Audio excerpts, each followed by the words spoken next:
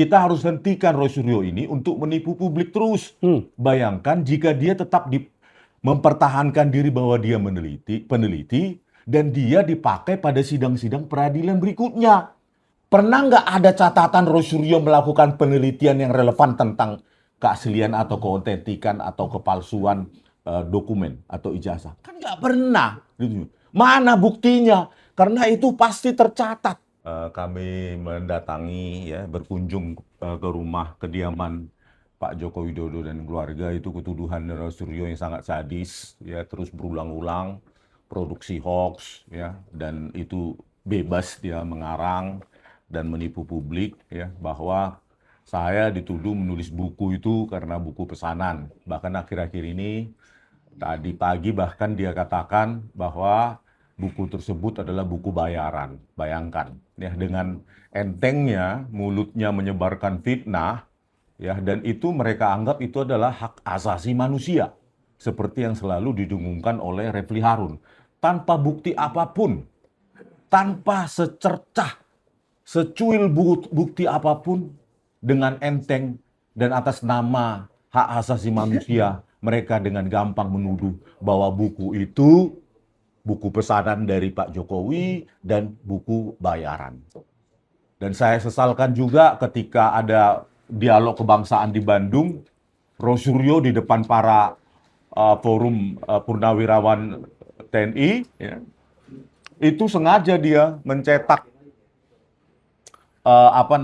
sampul dari buku saya yang baru dan dia robek-robek, gitu loh. Dia robek-robek dan semua pada mereka yang hadir di sana itu menertawakan. Itu hak asasi manusia bagaimana seperti itu? Coba. Harusnya mereka sadar dan menghargai literasi. Jika tidak setuju dengan tulisan orang lain, maka yang paling elegan dilakukan dan bermartabat yang bisa dilakukan adalah menantang, menulis buku juga untuk melawan atau membantah buku tersebut.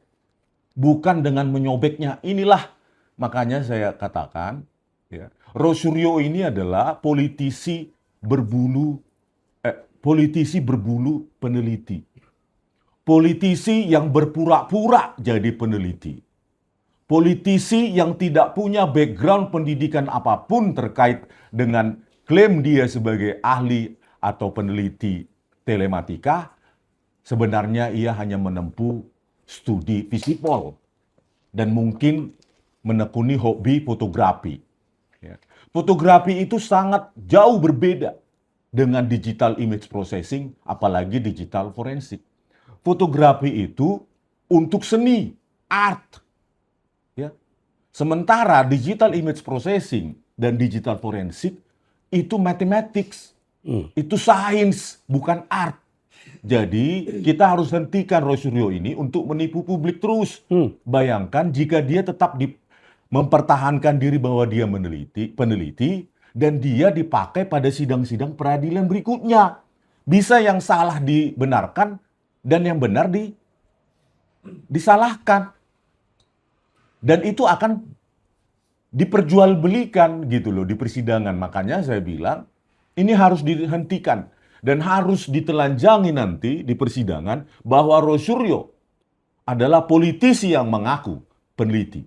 Politisi yang berbulu peneliti, yang tidak punya jejak pendidikan maupun penelitian, tulisan, artikel ilmiah, baik buku, book chapter, jurnal, paper, atau apapun yang mendukung klaim dia, yang menyatakan bahwa yang sering diulangi, nggak tahu setelah keluar dari ditangguhkan penahanannya, apakah dia masih berani mengatakan ijazah Pak Jokowi itu 99,9% palsu. Saya belum tahu apakah setelah ditangguhkan penahanannya dia masih berani mengucapkan seperti itu. Kalau dia masih berani, ya Pak Jaksa silahkan. Gitu loh, ambil tindakan, ya kan? Nah, oleh karena itu, buku ini adalah pertanggungjawaban ilmiah. Kalau Roy Suryo tulisannya hanya 49 halaman, dia lebih sibuk, Ini katakan, inilah bukan peneliti, Adab dan etika peneliti itu adalah menghargai literasi orang lain juga. Dia bukannya sibuk untuk membantahnya dengan ilmiah, dengan cara mengembangkan tulisan yang hanya 49 halaman yang berbau mitos dan cerita fiksi. Tetapi dia sibuk mengolok-olok Ya. literasi dan karya ilmiah orang lain. Dan itu dibenarkan oleh pihak mereka. Ya. Makanya saya bilang, statement 99,9% palsu. Ini catat ya. Itu adalah statement politik. Selalu saya bilang. Statement politik bahwa ijazah Pak Jokowi harus palsu. Kan parah penelitian seperti itu. Tanpa dia bisa menjelaskannya secara matematik. Bagaimana dia bisa menjelaskan matematik kalau dia tidak punya dasar-dasar programming, matematika yang mendasari keahlian yang diklaim dia dan penelitian yang diklaim dia itu telematika. Ya. Pada tahun 2008 pun pada kasus di mana Habib Rizik itu menjadi terdakwa, kasus kerusuhan di Monas, dia juga sudah ditolak oleh pihak Habib Rizik. Itu tercatat di digital kok. Bahwa dikatakan, pengacara Habib Rizik mengatakan, tidak kami temukan artikel ilmiah apapun yang berkaitan dengan telematika oleh Rosuryo. Dan secara background studi pun tidak mendukung klaim dia. Nah sekarang mereka-mereka ini yang selalu berulang-ulang, terutama pengacaranya, ya, pengacaranya itu di televisi selalu berulang-ulang mengatakan hasil penelitian klien kami. Coba ya mereka yang nanti dari pihak yang lawan debatnya mengatakan penelitian apa? Pernah nggak ada catatan Rosuryo melakukan penelitian yang relevan tentang keaslian atau keautentikan atau kepalsuan dokumen atau ijazah? Kan nggak pernah. Gitu. Mana buktinya? Karena itu pasti tercatat. Peneliti itu dihargai karena tulisannya. Tulisannya itu bisa dirujuk, diiyakan, atau dibantah. Tidak ada sama sekali. Jadi, saya kira jaksa juga nanti akan mengarah ke situ. Karena apa? Klaim nanti yang mereka sering dengungkan adalah klaim kriminalisasi terhadap peneliti. Kriminalisasi terhadap peneliti. Siapa yang peneliti? Ini kan politisi berbulu peneliti. Itu yang harus dikuliti. Dibongkar bulunya yang mengaku peneliti, baru keluar bahwa ini adalah politisi. Gitu ya. Ada pertanyaan? Lanjut Bang. Ya. Tadi tertarik ya. Aku juga baru dengar, mungkin berapa kali dengar dari Rismon Hasilwan Syarifar, politisi berbulu peneliti. Ini menarik nih akhir-akhir ini. Mungkin Rismon perlu jelaskan lebih detail lagi nih. Politikus berbulu peneliti. Politikus berbulu peneliti. Iya. Nah, ini nih. Nah, ini kan orang kan bisa Ini mengaku. maksudnya dari hasil karya kita berpijak dari JWP dulu ya. Iya. JWP itu 700 sekian halaman, Rosuryo hanya 48 halaman. 49. Kemudian tiba 100-an ya. Ya, 164. Kemudian 480 halaman itu Rismon sendiri. Iya.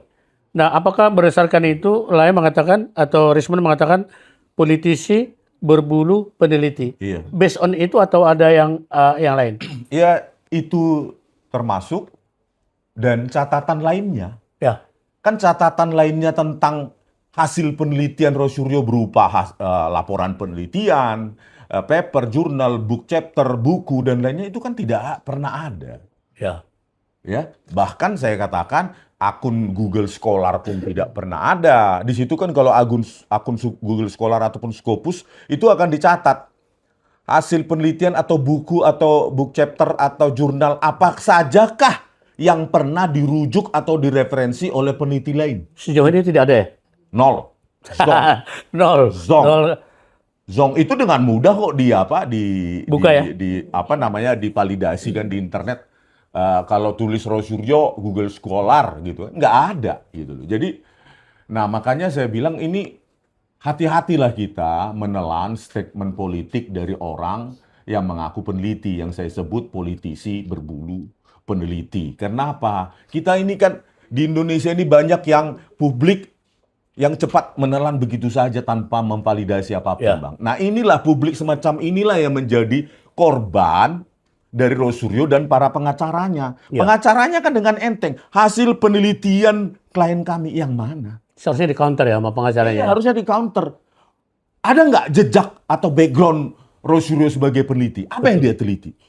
Itu yang harus di counter harusnya. Ini menurut Wae pengacaranya. Iya, itu kan pengacaranya kan sering.